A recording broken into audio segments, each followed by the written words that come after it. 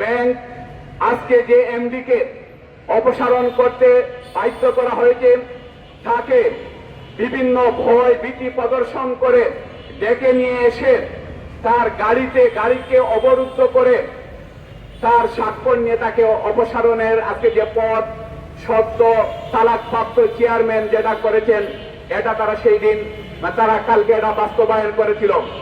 বাস্তবায়ন করার পর চেয়ারম্যানেরও শেষ রক্ষা হয় নাই, একটা পর্যায়ে তাকেও কি পদত্যাগ করতে হয়েছে। কিন্তু এদেশের মানুষ এই সাময়িক সুসংবাদে কিছুটা আশান্বিত হলেও আমার পূর্বের বক্তারা বলেছেন 1 ঘন্টার ভিতরে এই সরকার এবং বাংলাদেশ ব্যাংক সরকারের বিভিন্ন ব্যক্তির সাথে কর্তা ব্যক্তির সাথে তারা যোগসাজশ করেন পরবর্তী যে সিদ্ধান্ত গ্রহণ করেছেন, এদেশের 18 কোটি মানুষ ঘৃণা করে তা প্রত্যাখ্যান করেছেন, বিস্মিত হয়েছেন। এদেশের মানুষ অনেক বেশি ঘৃণা করে আপনাদের বাংলাদেশের ব্যাংকের এই সিদ্ধান্ত প্রত্যাখ্যান করেছে, যার নজির আজকের এই মানববন্ধন।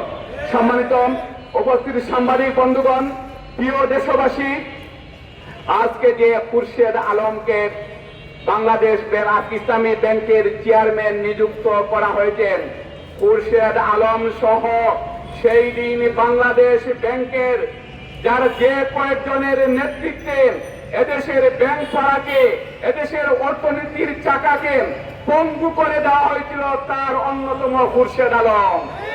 তার পরিচয় এই জাতির কাছে নতুন করে বলার কোনো প্রয়োজন আছে বলে আমি মনে করি না। শেখ হাসিনার হাতকে শেখ হাসিনার পায়ে সালাম দিয়ে যারা সমগ্র ব্যাংক সেক্টরকে এই তুষর হাসিনার হাতে তুলে দিয়েছিল, তার অন্যতম হইল খুরশেদ আলম। তিনি এস আলম থেকে বিভিন্ন সুবিধা গ্রহণ করেন, ইসলামী ব্যাংকের উপর নগ্ন হস্তক্ষেপ করার মাধ্যমে সেই দিন ইসলামী ব্যাংকে একটা তলাবিহীন জুড়িতে তারা সেদিন রূপান্তরিত করেছিল। আজকে আমরা দুঃখের সাথে আমরা লক্ষ্য করছি, আজকে সেই দালাল, আজকে সেই ফ্যাসিস্টের দূষণ যাদের নেতৃত্বে বাংলাদেশের অর্থনৈতিক চাকাকে ব্যাংক ব্যবস্থাপনাকে লুণ্ঠন করা হয়েছে, আজকে এই সরকার এবং সরকারের আজ্ঞাবহ বাংলাদেশ ব্যাংকের গভর্নর তিনি আজকে আবারও ফেসিবাদকে, আবারও ব্যাংক ডাকাতিকে, আবারও ব্যাংক ডাকাতির পথকে সহজ করার জন্য খুরশিদ আলমকে বেছে নেওয়া হয়েছে। কারণ খুরশিদ আলমের সবচেয়ে বড় অভিজ্ঞতা, তিনি ওইদিকে পারদর্শী দক্ষ একজন ডাকাত ছাড়া তার কোন পরিচয় আছে বলে আমরা মনে করি না, এদেশের মানুষ মনে করে না। সম্মানিত উপস্থিতি, আজকে আমরা পরিষ্কার বলে দিতে চাই, এদেশের ইসলামী ব্যাংকের গ্রাহকরা যতক্ষণ বেঁচে থাকবেন খুরশেদ আলম ব্যাংকে ঢুকে অফিস করতে পারবেন না। যদি তাকে অফিস করতে হয় এই 3 কোটি গ্রাহকদের উপর দিয়ে, 3 লক্ষ গ্রাহকদের উপর দিয়ে থাকেন, 3 কোটি গ্রাহকদের উপর দিয়ে, রক্তের উপর দিয়ে তাকে অফিস করতে হবে। অন্য কোনো পাবেন আমরা তার এই নিয়োগকে মেনে নিব না, মেনে নিতে পারি না। এদেশের মানুষ এটা ঘৃণা বলে ইতিমধ্যে প্রত্যাখ্যান করেছেন। যদি আপনারা বিবেক থাকে তাহলে যে মিডিয়াগুলা প্রথমেই নিউজ করেছেন, এই নিউজের কমেন্টস গুলো আপনারা পড়ুন। এদেশের মানুষ আপনাদের এই সিদ্ধান্তকে কিভাবে ঘৃণা বলে প্রত্যাখ্যান করেছেন। সম্মানিত দেশবাসী, আজকে আমরা পরিষ্কার বলে দিতে চাই, ইসলামী ব্যাংক এদেশের অর্থনৈতিক মুক্তি আন্দোলনের এক অগ্রণী প্রতীক হিসাবে যুগ যুগ ধরে ভূমিকা রেখে আসছেন। কিন্তু এই নতুন সরকার আমার মনে হচ্ছে আপনারা ভুল পথে, আপনারা কি ভুল নাম্বারে আপনারা ডায়াল করেছেন। যে পথেই শেখ হাসিনা হেঁটেছিল, যে পথেই এই দূষররা হেঁটেছিল, আপনারা সেই পথে হাঁটছেন। আর এই পথের চূড়ান্ত সীমানা ভারত ছাড়া কিছু আছে বলে আমরা মনে করি না। এজন্য যারা এই পথে হাঁটতে হাঁটতে যারা ভারত পর্যন্ত পৌঁছেছেন, আমার মনে হচ্ছে আপনাদের এই পিটি দেখেন, আপনাদের এই অসৎ উদ্দেশ্য দেখেন, অসৎ সিদ্ধান্ত দেখেন, আমাদেরও মনে হচ্ছে আপনারা ভারত যাওয়া ছাড়া মাঝে আর আপনারা কোনো আর ব্যারিকেড আপনারা রাখছেন না। সম্মানিত উপস্থিতি, আমরা পরিষ্কার বলে দিতে চাই, ইসলামী ব্যাংকের উন্নয়ন অগ্রগতির জন্য যে এমডিকে জোরপূর্বক ইতিমধ্যে তাকে অপসারণের জন্য তার পদত্যাগ করতে জোর করে স্বাক্ষর নেওয়া হয়েছে, অবশ্যই তাকে পুনর্বহাল করতে হবে এবং এখানে এমন একজন চেয়ারম্যান দিতে হবে যার দূষকদের সাথে কোনো সম্পর্ক ছিল না। আমরা খুরশিদ আলম সাহেবকে এবং বাংলাদেশ ব্যাংকের গভর্নরকে আমরা বলে দিতে চাই, যাকে আপনারা নিয়োগ করেছেন তার অসংখ্য ফাইল আমাদের কাছে ইতিমধ্যে এই জাতির কাছে প্রত্যেকটা ঘরে ঘরে তার দুষ্কর্মের অসংখ্য ফাইল পৌঁছে গেছে। আমরা সময় মতো না, ইতিমধ্যে মানুষ প্রকাশ করা শুরু করেছে। এভাবে একজন দুশ্চরিত্র ব্যাংক ডাকাত এসালমকে যারা পাহারা দিয়ে এসালমের কাছ থেকে ফ্ল্যাট ফ্রড বিভিন্ন সুযোগ সুবিধা গ্রহণ করে যারা এই 5 থেকে 7টা ব্যাংকে ডুবিয়েছেন, আবার তাদেরকে দিয়ে এই ডুবা নৌকাকে আপনারা তুলতে চান। আপনাদের এই স্বপ্ন রেখে, আপনাদের এই দিবা স্বপ্ন রেখে মাঝে মাঝে আমাদেরকে হাসতে ইচ্ছা করেন। আপনারা এত তাড়াতাড়ি আপনারা এই রক্তকে ভুলে গেলেন। এই দূষকদের আবারও আপনাদের এত প্রয়োজন হলো, আপনারা চুরি করতে অনভিজ্ঞ, আপনারা এভাবে চুরদেরকে আবার ভাড়া করে নিয়ে এসেন, আপনারা চুরির পথকে আবারও সুগম করবেন।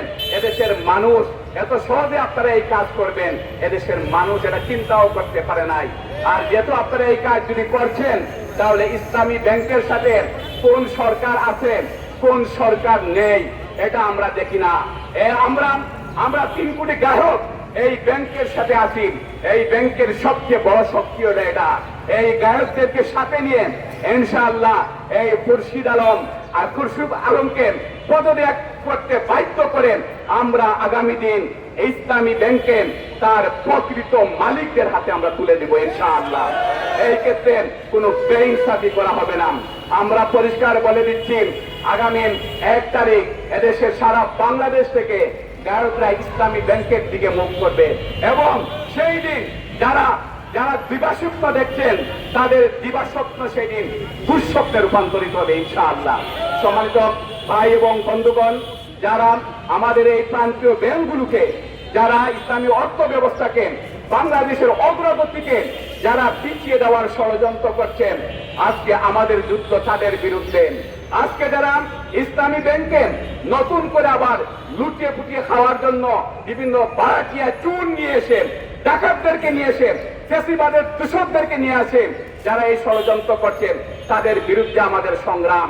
সেদিন বাংলাদেশ ব্যাংকে 5 আগস্টের পর খুরশিদ আলম কোন পরিস্থিতিতে সে এই তার চেয়ার ছাড়তে বাধ্য হয়েছিল, বাংলাদেশের ব্যাংকের অসংখ্য কর্মকর্তা কর্মচারীরা সেটা জানেন। আপনার সাথে সাথে আইসা সেই ডাকাতদেরকে আপনাদেরকে আবারও নিয়ে আসতে হবে। আপনাদের রাজনৈতিক এত দেউলিয়াপনা হয়ে গেছে, এটা তো আমরা জানতাম না। এজন্য আমরা আশা করব বাংলাদেশ ব্যাংক দ্রুত তার এই সিদ্ধান্তকে বিবেচনা করবেন। আর যদি আমরা সিদ্ধান্ত বিবেচনা করতে যদি তারা যদি ভুল পদক্ষেপ গ্রহণ করেন, তাহলে এদেশের মানুষ সেটা সিদ্ধান্ত গ্রহণ করবেন ইসলামী ব্যাংক সামনে দিয়ে কিভাবে চলবেন। আমরা মনে করি এই সমগ্র নাটকের সাথে, এই সমগ্র পরিকল্পনার সাথে বাংলাদেশ ব্যাংকের গভর্নর ওতপ্রোতভাবে জড়িত। তিনি একজন অদক্ষ লোকসানি, তিনি একজন ব্যবসায়ী। তার মাথায় ইসলামী ব্যাংকের এই সমৃদ্ধি তার চোখে পড়বে না। আমরা তার পদত্যাগ চাচ্ছি, কারণ ইতিমধ্যে তিনি যা প্রদর্শন করেছেন, আবারও চুরদের পথকে তিনি সুগম করে দিচ্ছেন।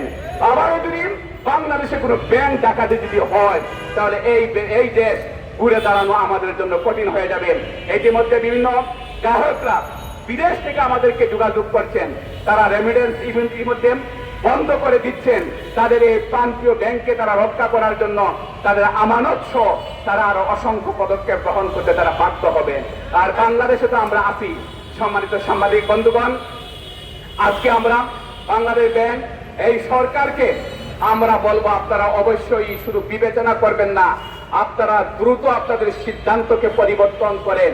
আপনারা এদেশের মানুষের আবেগ অনুভূতির প্রতি আপনারা সম্মান প্রদর্শন করবেন। না হয় এই দায়িত্ব বাংলাদেশ ব্যাংকের গভর্নরকে অবশ্যই গ্রহণ করতে হবে। এজন্য আমরা পরিষ্কার বলে দিতে চাই, বাংলাদেশ ইসলামী ব্যাংকে ইসলামী মনোভাবাপন্ন একজন সৎ দক্ষ যিনি আছেন, মানুষ আছেন, এদেশে অভাব নাই মানুষের, তারা এই ব্যাংক পরিচালনা করবেন।